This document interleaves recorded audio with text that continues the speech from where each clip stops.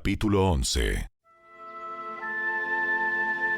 Hubo un tiempo en que todos los habitantes del mundo hablaban el mismo idioma y usaban las mismas palabras. Al emigrar hacia el oriente, encontraron una llanura en la tierra de Babilonia y se establecieron allí. Comenzaron a decirse unos a otros: Vamos a hacer ladrillos y endurecerlos con fuego. En esa región se usaban ladrillos en lugar de piedra y la brea se usaba como mezcla. Entonces dijeron: Vamos, construyamos una gran ciudad para nosotros. con una torre que llegue hasta el cielo. Eso nos hará famosos y evitará que nos dispersemos por todo el mundo.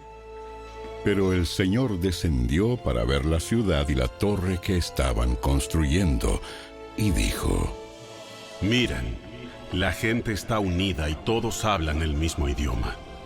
Después de esto, nada de lo que se propongan hacer les será imposible. Vamos a bajar a confundirlos con diferentes idiomas. Así no podrán entenderse unos a otros. De esa manera, el Señor los dispersó por todo el mundo, y ellos dejaron de construir la ciudad. Por eso la ciudad se llamó Babel, porque fue allí donde el Señor confundió a la gente con distintos idiomas. Así, los dispersó por todo el mundo. Este es el relato de la familia de Sem. 2 años después del gran diluvio, cuando Sem tenía 100 años de edad, tuvo a su hijo Arfaxad. Después del nacimiento de Arfaxad, Sem vivió 500 años más y tuvo otros hijos e hijas.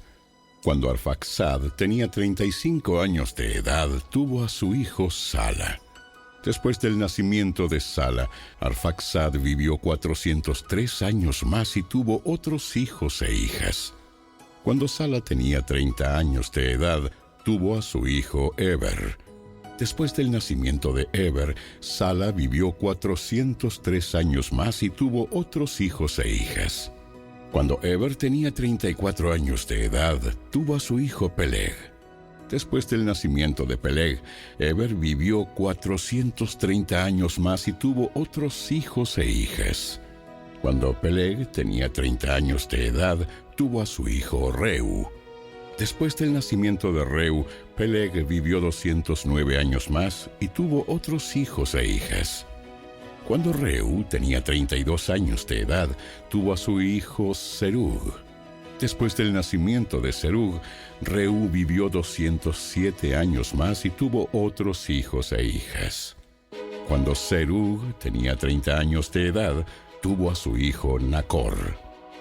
Después del nacimiento de Nacor, Serug vivió 200 años más y tuvo otros hijos e hijas. Cuando Nacor tenía 29 años de edad, tuvo a su hijo Taré.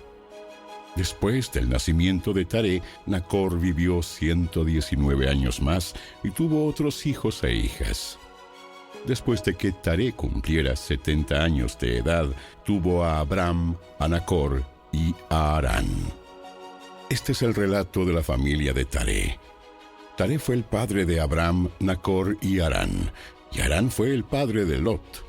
Pero Harán murió en Ur de los Caldeos, su tierra natal, mientras su padre Taré aún vivía.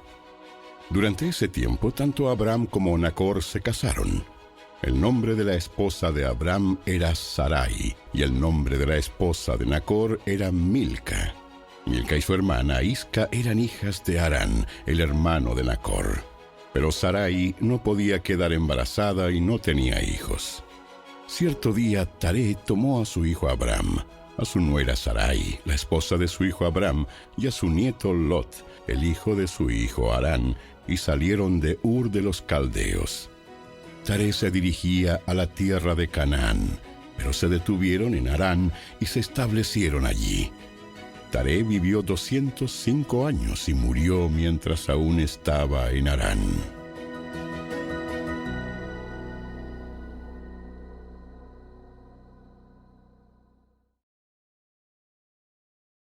Capítulo 12. El Señor le había dicho a Abram: Deja tu patria y a tus parientes y a la familia de tu padre, y vete a la tierra que yo te mostraré.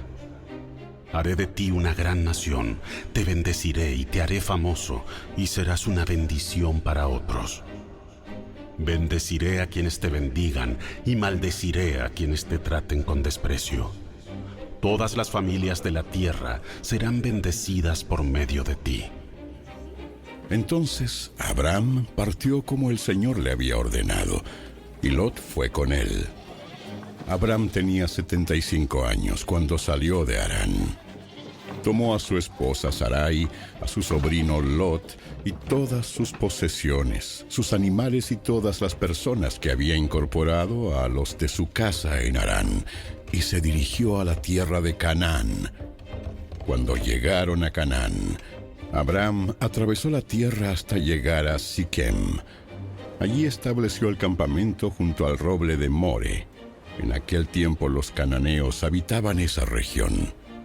Entonces el Señor se le apareció a Abram y le dijo: Daré esta tierra a tu descendencia. Y Abram edificó allí un altar y lo dedicó al Señor, quien se le había aparecido. Después, Abram viajó hacia el sur y estableció el campamento en la zona montañosa, situada entre Betel al occidente y Ai al oriente. Allí edificó otro altar y lo dedicó al Señor, y adoró al Señor. Entonces Abram continuó viajando por tramos en dirección sur hacia el Negev. En aquel tiempo, un hambre terrible azotó la tierra de Canaán y obligó a Abram a descender a Egipto, donde vivió como extranjero. Al acercarse a la frontera de Egipto, Abram le dijo a su esposa Sarai: Mira, tú eres una mujer hermosa. Cuando los egipcios te vean, dirán: ella es su esposa. Matémoslo y entonces podremos tomarla. Así que, por favor, diles que eres mi hermana.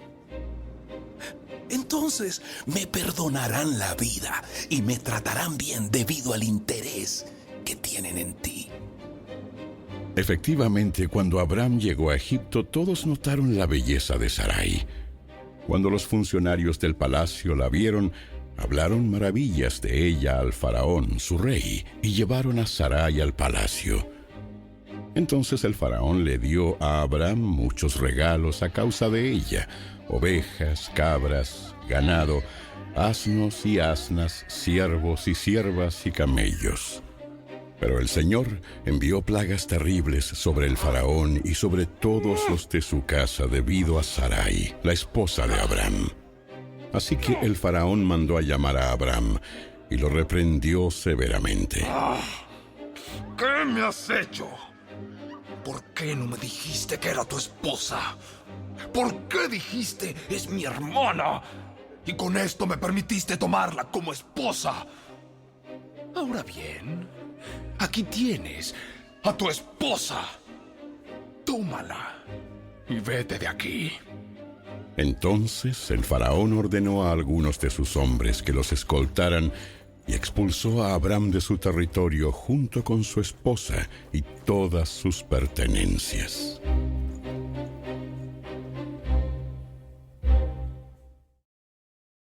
Capítulo 13.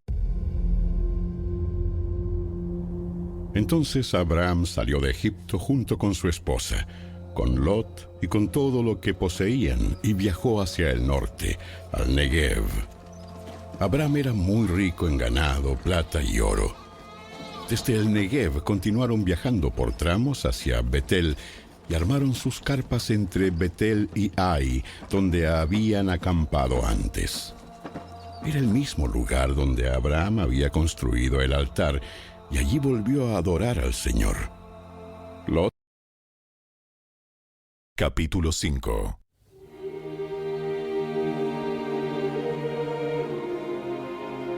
Cierto día, al ver que las multitudes se reunían, Jesús subió a la ladera de la montaña y se sentó. Sus discípulos se juntaron a su alrededor y él comenzó a enseñarles. Dios bendice a los que son pobres en espíritu y se dan cuenta de la necesidad que tienen de Él, porque el reino del cielo les pertenece. Dios bendice a los que lloran, porque serán consolados. Dios bendice a los que son humildes, porque heredarán toda la tierra. Dios bendice a los que tienen hambre y sed de justicia, porque serán saciados. Dios bendice a los compasivos, porque serán tratados con compasión. Dios bendice a los que tienen corazón puro, porque ellos verán a Dios. Dios bendice a los que procuran la paz, porque serán llamados hijos de Dios. Dios bendice a los que son perseguidos por hacer lo correcto, porque el reino del cielo les pertenece. Dios los bendice a ustedes cuando la gente les hace burla y los persigue y miente acerca de ustedes y dice toda clase de cosas malas en su contra, porque son mis seguidores. Alégrense, estén contentos, porque les espera una gran recompensa en el cielo. Y recuerden que a los antiguos profetas los persiguieron de la misma manera. Ustedes son la sal de la tierra. Pero, ¿para qué sirve la sal si ha perdido su sabor? ¿Pueden lograr que vuelva a ser salada? La descartarán y la pisotearán como algo que no tiene ningún valor. Ustedes son la luz del mundo, como una ciudad en lo alto de una colina que no puede esconderse. Nadie enciende una lámpara y luego la pone debajo de una canasta. En cambio, la coloca en un lugar alto donde ilumina a todos los que están en la casa. De la misma manera, dejen que sus buenas acciones brillen a la vista de todos, para que todos alaben a su Padre Celestial. No malinterpreten la razón por la cual he venido. No vine para abolir la ley de Moisés o los escritos de los profetas. Al contrario, vine para cumplir sus propósitos. Les digo la verdad, hasta que desaparezcan el cielo y la tierra, no desaparecerá ni el más mínimo detalle de la ley de Dios hasta que su propósito se cumpla. Entonces, si no hacen caso al más insignificante mandamiento y les enseñan a los demás a hacer lo mismo, serán llamados los más insignificantes en el reino del cielo. Pero el que obedece las leyes de Dios y las enseña, será llamado grande en el reino del cielo. Les advierto, a menos que su justicia supere a la de los maestros de la ley religiosa y a la de los fariseos, nunca entrarán en el reino del cielo. ¿Han oído que a nuestros antepasados se les dijo, no asesines? Si cometes asesinato, quedarás sujeto a juicio. Pero yo digo, aun si te enojas con alguien, quedarás sujeto a juicio. Si llamas a alguien idiota, corres peligro de que te lleven ante el tribunal. Y si maldices a alguien, corres peligro de caer en los fuegos del infierno. Por lo tanto, si presentas una ofrenda en el altar del templo y de pronto recuerdas que alguien tiene algo contra ti, deja la ofrenda allí en el altar. Anda y reconcíliate con esa persona. Luego ven y presenta tu ofrenda a Dios. Cuando vayas camino al juicio con tu adversario, resuelvan rápidamente las diferencias. De no ser así, el que te acusa podría entregarte al juez, quien te entregará a un oficial y te meterán en la cárcel. Si eso sucede, te aseguro que no te pondrán en libertad hasta que hayas pagado el último centavo. Salmo 5. Oh Señor, óyeme cuando oro. Presta atención a mi gemido. Escucha mi grito de auxilio, mi Rey y mi Dios, porque solo a ti dirijo mi oración. Señor, escucha mi voz por la mañana. Cada mañana llevo a ti mis peticiones y quedo a la espera. Oh Dios, la maldad no te agrada.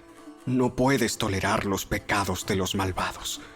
Por lo tanto, los orgullosos no pueden estar en tu presencia, porque aborreces a todo el que hace lo malo.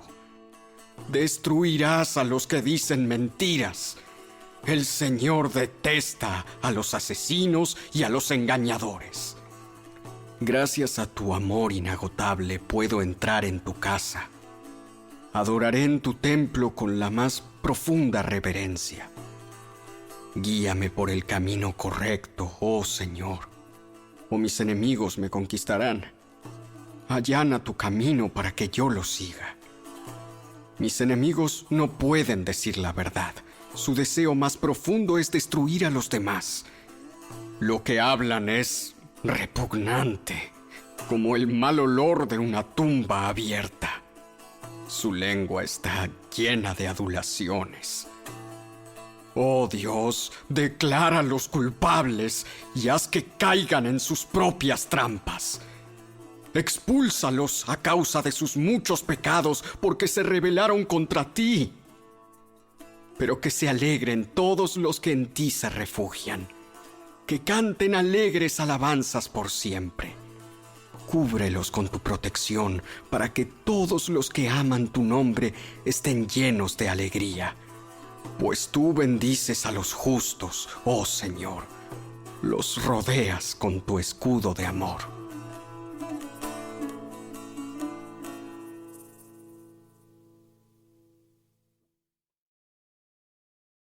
Los llamé muy a menudo, pero no quisieron venir.